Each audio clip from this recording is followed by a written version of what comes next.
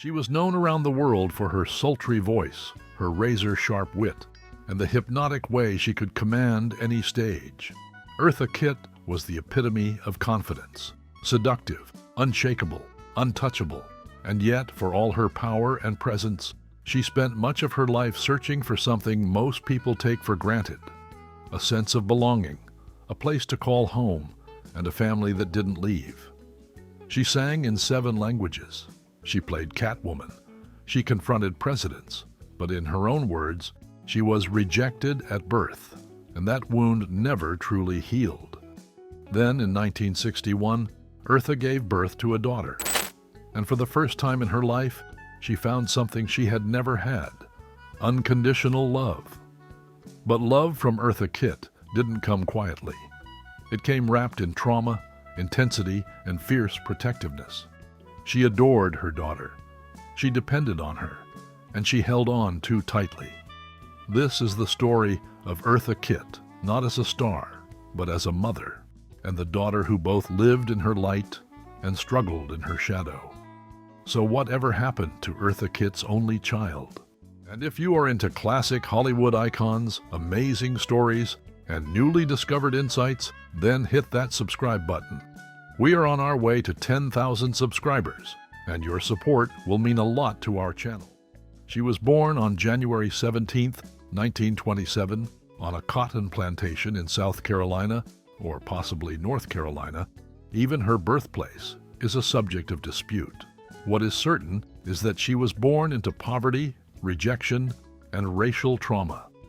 Her mother was of Cherokee and African descent. Her father, a white man whose identity was never confirmed, a secret that would haunt Eartha until her final days. Because of her light skin, Eartha was rejected by her mother's black partner and his family. She was passed between relatives and eventually sent to Harlem to live with an aunt. There, in a city alive with jazz, art, and ambition, she finally found something that made sense: performance. She joined the Catherine Dunham Dance Company in her teens, touring globally and learning to speak multiple languages. Her talent was undeniable, a blend of elegance, edge, and eroticism that captivated audiences. By the early 1950s, she was a rising star with a singular sound and an even more singular style. Her breakout moment came with the sultry French number C'est Bon, followed closely by the Christmas classic Santa Baby. By the mid-1950s, Eartha was everywhere, starring in Broadway shows, international films, cabaret clubs, and television specials. She spoke truth to power with her eyes, her words, and her body. She became one of the few black women in America to be seen as glamorous, commanding, and desirable on her terms. But success didn't erase the ache she carried from childhood. "I was born rejected, and I've spent my life trying to prove I deserve to be here," she once said. And perhaps that's what made her so magnetic. She sang like someone who had been hurt deeply and survived it beautifully. She had lovers around the world, powerful men, famous names, but none of those relationships lasted. Eartha didn't trust easily, and she never gave herself away completely. She was too smart for that, too scarred. But in 1961, Eartha Kitt did something she had never done before. She allowed someone into her life without conditions. She became a mother, and everything changed. In 1961, at age 34, Eartha Kitt gave birth to her only child, a daughter named Kit McDonald, later known as Kit Shapiro. The father was her then-husband, John William McDonald, a businessman and real estate developer. The marriage wouldn't last. They divorced just 4 years later, but Eartha's bond with her daughter would endure for the rest of her life. "When I had my baby, I finally felt like I had a purpose," she once said. She was mine, all mine. Unlike many celebrities, Eartha didn't raise her daughter at a distance or behind closed doors. She took Kit with her, everywhere, on tour, to rehearsals, on planes, into hotel rooms, backstage at concerts across Europe, South America, and the U.S. They weren't just mother and daughter. They were each other's world. But that closeness came with a cost. Kit Shapiro later described her mother's love as consuming, sometimes smothering. In her 2021 memoir, Eartha and Kitt, A Daughter's Love Story in Black and White, she wrote, "She didn't want to be just my mother. She wanted to be my entire world. That's a lot for a child to carry." Part of that intensity came from Eartha's fear of abandonment. She had been cast aside so many times, by her birth family, by the U.S. government after her anti-war remarks, by lovers who failed to see her worth, that she clung to her daughter as if she were her last anchor to unconditional love. "I was her safe place," Kit Shapiro recalled, "but there were times when I needed space to become myself, and she didn't know how to give it." And if you are into classic Hollywood icons, amazing stories, and newly discovered insights, then hit that subscribe button. We are on our way to 10,000 subscribers, and your support will mean a lot to our channel. Despite the tension, there was no doubt that Eartha adored her daughter. She refused to leave her behind. She worked tirelessly to support her. She shielded her from the worst parts of fame and expected nothing in return except love and loyalty. And behind the scenes, Eartha's own search for identity continued. Well into adulthood, she tried to uncover the truth about her father, the white man who had fathered her but never claimed her. She asked Kit to help investigate his identity, hoping to finally fill the blank space on her birth certificate. "It broke my heart that she died without ever knowing who he was," Kit said. "It was a wound that never healed." That missing piece of Eartha's history didn't just shape her life. It shaped how she mothered, fiercely, protectively, and sometimes painfully. Because for Eartha Kitt, motherhood wasn't just a role.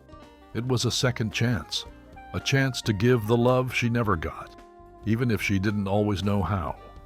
By the late 1960s, Eartha Kitt was at the height of her fame, a globally recognized performer, multilingual, unstoppable on stage, and highly sought after by elite circles. She dined with royalty, charmed heads of state, and was even invited to perform and speak at the White House.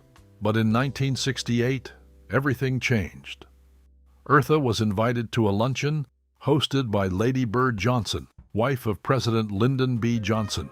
The gathering was intended to discuss youth crime and urban unrest, a polished PR moment for the administration.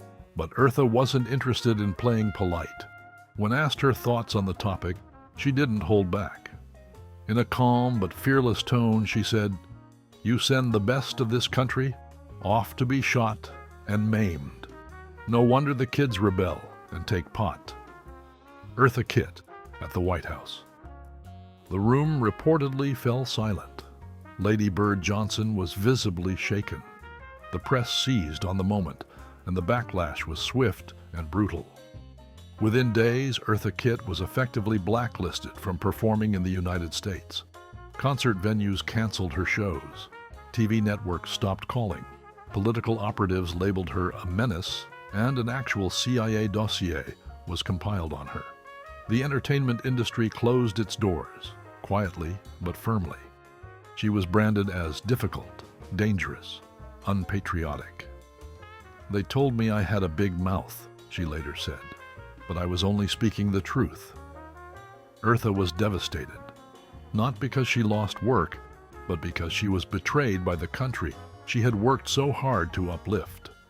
As a woman of color who had clawed her way out of poverty, rejection, and racism, this felt like a deep, personal exile. "I was shattered, not by the silence, but by the cruelty," she recalled years later.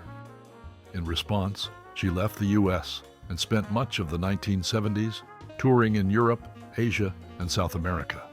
There she was embraced, adored by international audiences who respected her courage as much as her talent. "America turned its back on me," she said. "So I turned my back on America until it learned how to treat me like a human being." This experience only deepened Eartha's resolve to speak out against injustice, even as it left lasting scars. She never apologized. She never retracted her words. She simply rebuilt herself, again, this time on foreign stages and in multiple languages. But despite the pain of being silenced at home, she would eventually return, more unapologetic, more magnetic, and more iconic than ever. And when she came back purring. In 1967, Eartha stepped into one of the most iconic roles of her career, Catwoman in the Batman television series. And when she came back purring. In 1967, just before the White House incident, Eartha Kitt took on one of the most defining roles of her career, Catwoman in the Batman television series. She was the first black woman to play the role, and for many fans, the most unforgettable. Dressed in a skin-tight catsuit, delivering her lines with sly elegance and razor-sharp timing, she didn't just play Catwoman, she redefined her. She was sexy, yes, but also smart, dangerous, and completely in control. Eartha didn't chase Batman, she toyed with him. Catwoman was a part of me, Eartha once said. The attitude, the independence, the claws, all of it. Her casting broke racial barriers in television at the time. She wasn't just featured in the show. She owned every scene she was in, and her performance sent a message. She wasn't just back in Hollywood. She was back on her own terms. But it would be decades later when Eartha Kitt would experience one of the most joyful, unexpected chapters of her career, in a place few ever imagined, Disney. In 2000, she voiced the villainous yet hilariously theatrical Yzma in The Emperor's New Groove. With her signature rasp and unmatched comedic timing, Eartha brought the eccentric, power-hungry sorceress to life. Has but one punishment: death! Gods! Playing Yzma? "Oh, darling, that was delicious," she said in an interview. "It gave me the freedom to be silly, to laugh at myself. I loved it." She wasn't putting on a performance. She was playing. Fully, freely, with no constraints. She reprised the role in the sequel Kronk's New Groove, and again in the TV series The Emperor's New School, where she won 2 Daytime Emmy Awards for her voice work at over 75 years old. "Villains are the most fun," she joked. "They get the best lines, and they never apologize." According to her daughter, Kit Shapiro, Eartha absolutely loved her Disney work. Behind the scenes, she would laugh at her own lines, make the animators crack up during recording sessions, and come home full of energy. She would cackle like Yzma in real life, Kit said. "It was the happiest I had seen her in years." It was a kind of full-circle moment. After decades of being misunderstood, blacklisted, and judged, Eartha Kitt was now being celebrated by an entirely new generation, not for her politics, not for her sensuality, but for her joy. And joy, for Eartha, was the ultimate revolution. She proved that even after rejection, even after exile, you can still return stronger, smarter, and smiling. And this time, she did it with glitter, jokes, and just the right amount of evil laughter. As Eartha Kitt entered her final years, there was no slowing down.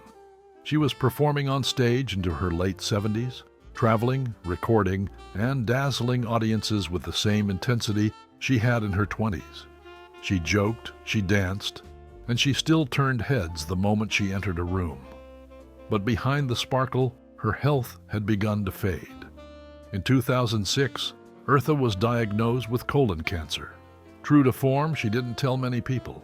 She continued performing between treatments and rarely spoke of her illness publicly. She didn't want pity, her daughter Kit said. She didn't want people to see her as anything but strong. Their bond, already incredibly close, became even more intimate. Kit Shapiro was by her mother's side constantly, not just as a daughter, but as a caretaker, a business manager, and a trusted friend. "We were everything to each other," Kit said. "There was no one else."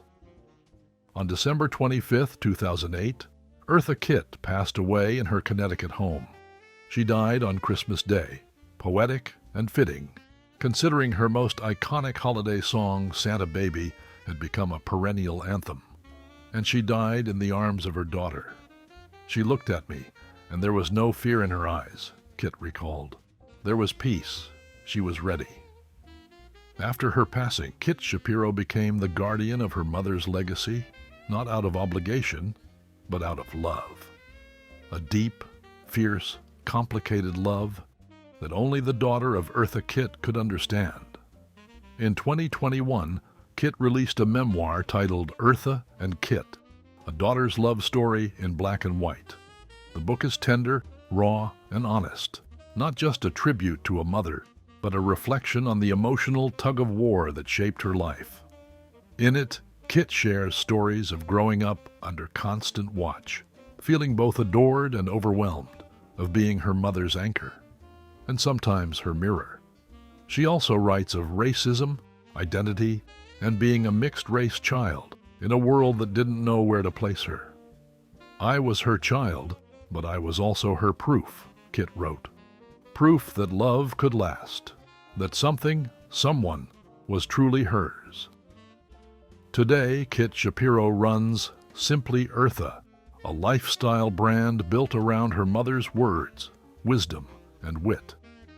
Through it, she continues to share handwritten quotes, stories, and photos, small pieces of Eartha's life that fans never got to see.